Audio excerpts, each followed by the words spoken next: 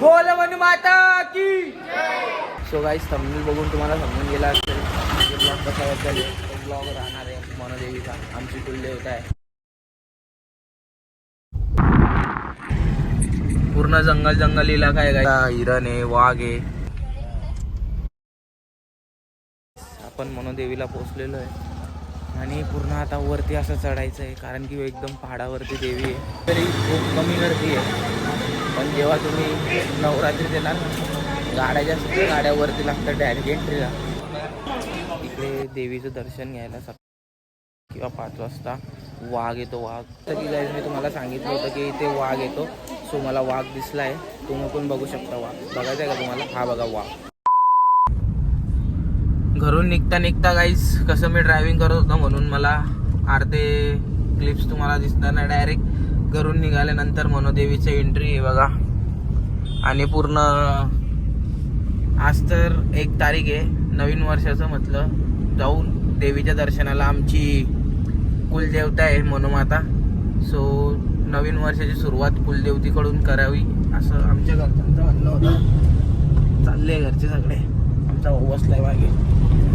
हे बघा गाईज, हे गार्डन आहे मनोदेवीचं. आम्ही येता रिटर्नमध्ये येता इकडे जेवण करायला बसू तेव्हा तुम्हाला दाखवतो तिकडचं. आणि हे बघा खाली पूर्ण नदी आहे. हे बघा गाईज, एवढी मोठी अशी चढती आहे की रिक्षामधले सगळे पॅसेंजर खाली उतरले. आता खाली रिक्षावरती जाईल. की पावसाळ्यात इकडे पूर्ण पाणी असतं. हे जे पूल बनवलाय छोटा याच्यावरून पण पाणी असतं. पाण्यातून गाडी जाते. हे बघा आता थंडी तरी आहेच थोडं पाणी कारण की वरतून डायरेक्ट पहाडामधून पाणी येतं गाईज इकडे. तुम्हाला ते पण दाखवतो. इकडे धबधबा पण आहे. हे बघा गाईज किती एन्जॉय करत जातात लोक. डायरेक्ट ट्रॅक्टर आणि मागे क्रुझर आहे, त्याने एकदम जोरजोरात गाणे लावले.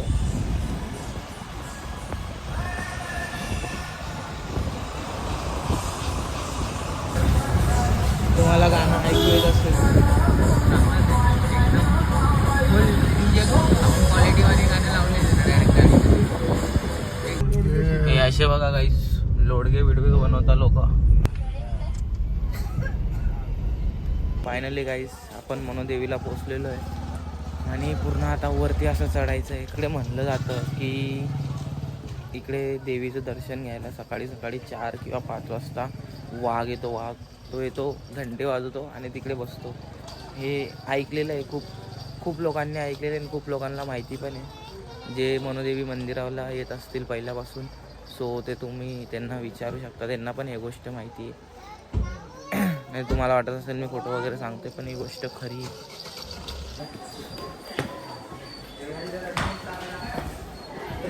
हे बघा गाईस कशी चढती वरती.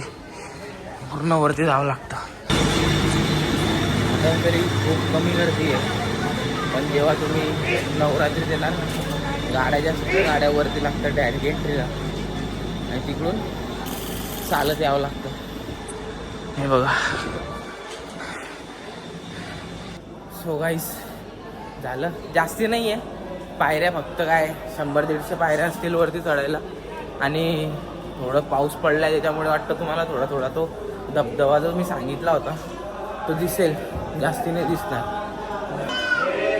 सो गाईस तिथे खाली वाटतं आलो आम्ही.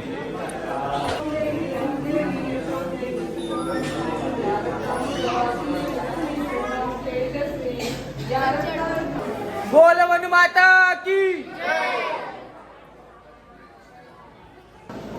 हे इच्छा चिंतामणी काय ते जे तुम्ही बघितलं इच्छापूर्ती चिंतामणी, तिकडे 1 रुपयाचा कॉईन द्यावा लागतो आणि तिकडे एक पत्थर असतो, तो गोल फिरतो आणि त्याच्यात इच्छा मागावी लागते. इकडचे असे लोक म्हणतात तो पत्थर गोल फिरला आणि इच्छा मागितली तर ती इच्छा पूर्ण करते म्हणून देवी आपली. मोबाईलमध्ये सेल्फी किंवा फोटो काढणे मनाई दे. सो गाईस झालं माझं दर्शन घेतलं मी. तुम्हाला मनोदेवीचं मंदिर दाखवतो.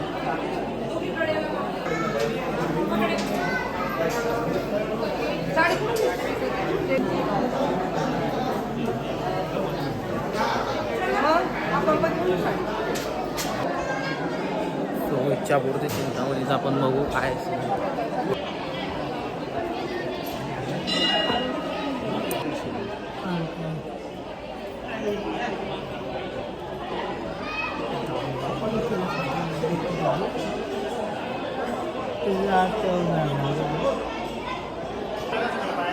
गणपती बाप्पा, शंकर भगवान, महालक्ष्मी माता, भवानी माता, रेणुका माता, सप्तशृंगी माता आणि काळ भैरव माता. खूप मोठं आहे. अजून गाईस तुम्ही ते बघितलं इच्छावरती चिंतामणीचा.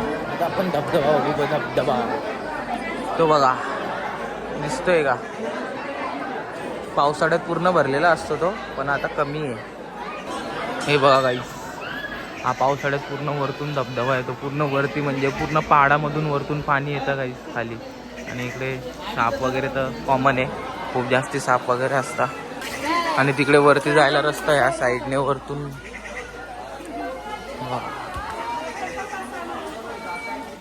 नियम. तिकडे वरती जायला ह्या साईडने रस्ता आहे गाईस. इथून वरती गेले डायरेक्ट वरती पहाड आहे. गाईस मी तुम्हाला सांगितलं होतं की इथे वाघ येतो. सो मला वाघ दिसला आहे. तुम्ही पण बघू शकता वाघ. बघायचा आहे का तुम्हाला? हा बघा वाघ.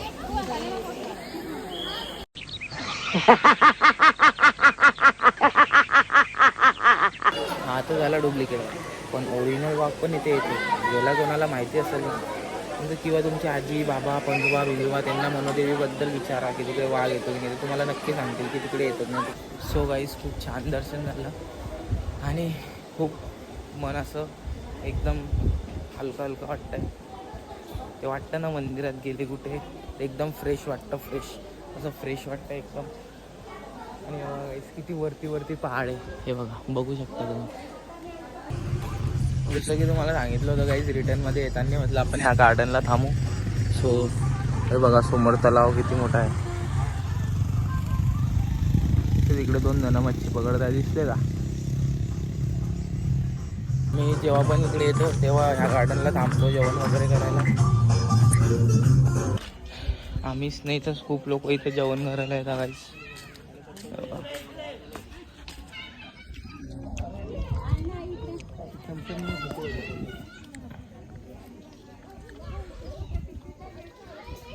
चला मग ब्लॉग इथे सेंड करतो गाईस. कसा वाटला तुम्ही सगळ्यांना ब्लॉग? आय होप की तुम्ही सगळ्यांना चांगला वाटला असेल.